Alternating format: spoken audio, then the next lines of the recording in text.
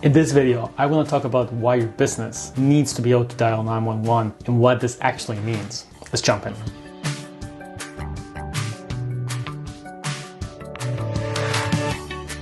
Hi there, my name is Ruben and I'm an expert in data, decisions, and strategy. And today I want to share something that I read recently in the Wall Street Journal. It was reporting a story how Apple is building the ability for their watches to dial 911 automatically based on a crash or perhaps later on like a fall. So this is very interesting, right? Apple's trying to go from a more reactive health event to a more proactive one. It detects if you're in a crash, like a car crash, and then it will dial 911 automatically since you may be incapacitated for it. And I thought this idea was fascinating, especially for businesses. And we can look at a few reasons why businesses really need this kind of early warning system, not just for issues or challenges, problems, but also for opportunities. So I want to explain a few ways in which I've seen companies do this very successfully. First, why do you even need this, right? Why an early warning system? If you look at the economics as a field, it's really had a very bad track record, completely missing some of the 2008 crash. And of course, during the pandemic, there was an expectation that things will crash and it's gone completely around. So the field itself hasn't had a lot of success with the predictions, but it's hard to blame them. The numbers they work with, the numbers that economists typically think about and you hear about, things like unemployment, inflation to an extent, productivity, they take weeks, months.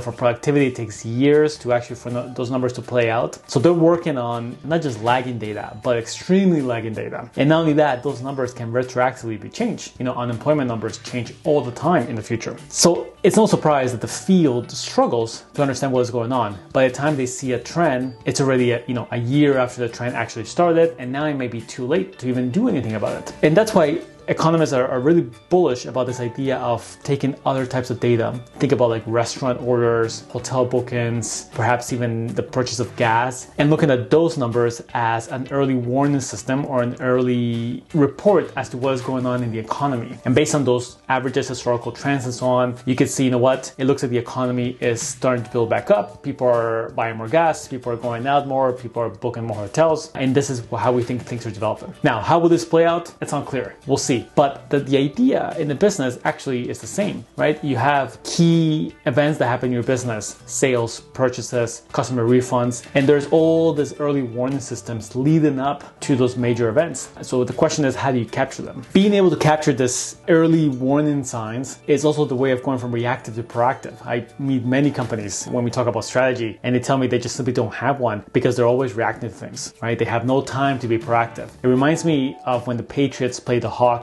This must be 6 years ago. And they were down at the half by 20 points and the Patriots came back to win in overtime. And it was just an incredible performance of consistency, moving yard by yard, down by down. And we were seeing a Patriots team that was very proactive. They weren't just reacting and trying to defend and prevent the Hawks from scoring, which wasn't successful up to that point. They were really trying to outscore the Hawks. And I think businesses need to play in the same format. If you take something like the shipping of an order, right? E-commerce is very popular these days. That order being shipped only really has 3 outcomes that can affect it. Either it will arrive on time, or it will arrive late, or it will not arrive at all. That's it, right?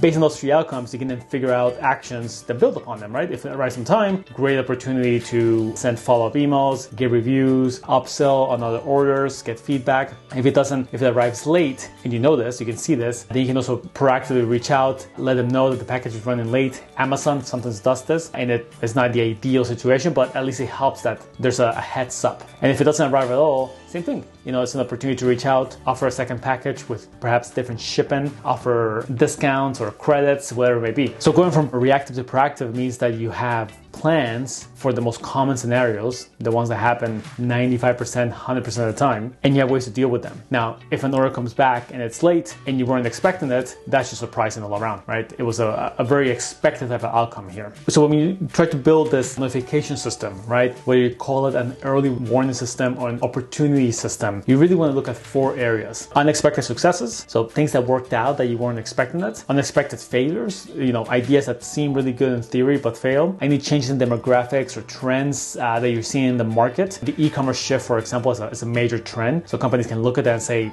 there's a higher demand for e-commerce. How does that affect our business? And I would say unusual big customers. So your average customer may spend $1,000 and you get a customer that spends 10 times that. So who are they? How can you track them? How can you build upon them? And when I talk about this notification system, there's a tendency to talk about data, of course, right? Reports, dashboards that do this, and that may be part of it. But the format actually doesn't really matter as much. What you really want is a way to surface these opportunities or issues ahead of time, and then a way to sort through them. So it could be a report, a dashboard that goes out every week. It could also just be a meeting that someone has, once a week, once a month, that talks about a few of these things. It could just be something that someone knows and then they share out, in the Slack channel or email. It doesn't really matter. The point is being able to look at this, having a system or a person that's looking at this and having a way of sharing it and talking through it. And that is all I have for today. If you enjoyed this video, make sure to subscribe, like, share, all the things you can do on YouTube. In the description box below, you will find a few links. The first will be to my book, The Data Mirage. It is out anywhere you can buy books, so it's really exciting. The second is for my newsletter, The Growth Needle. I share similar ideas to this, but in a text format. It's completely free. And the third is Twitter, where I'm sharing similar ideas as well. So those links will be in the description box below. And in the comment section, let me know what you thought. Comments, feedback, love to hear it. Talk soon.